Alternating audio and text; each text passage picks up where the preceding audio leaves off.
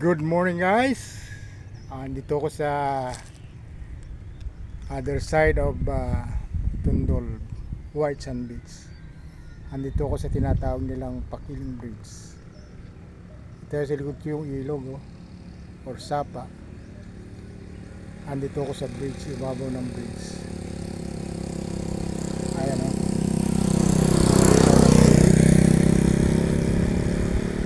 At ang ganda ng views.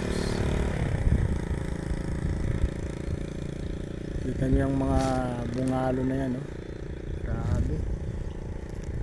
Ay, napakaganda. Talagang harang na harang ang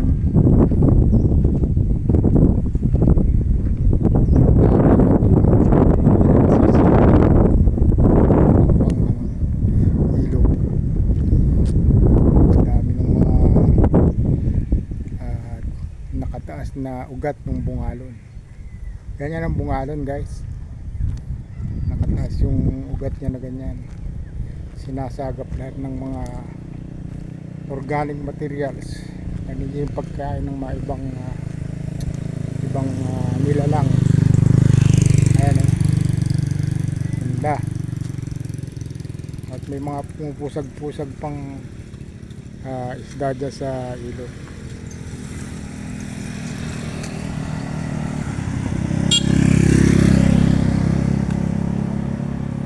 Dito ako standby yan.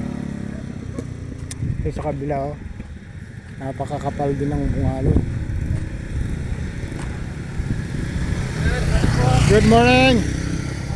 Yun ang aking dating estudyante, naging co-teacher ko, a very good coach in athletics.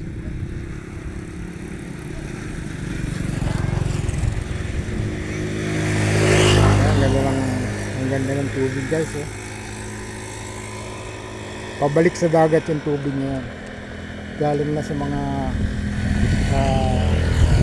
swampy area doon, mga fish ponds, gumagawa ng asin doon sa banda rin ng Tundol.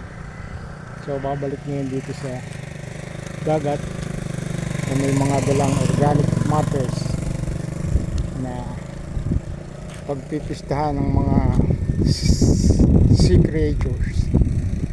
Ayan ang ganda ng tubig. At ang ganda ng sikat ng araw guys. At ang hangin guys, full of oxygen.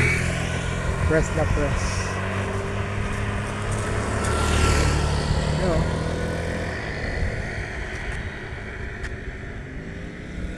Napaaga yata ako kasi papasok pa lang ang mga estudyante.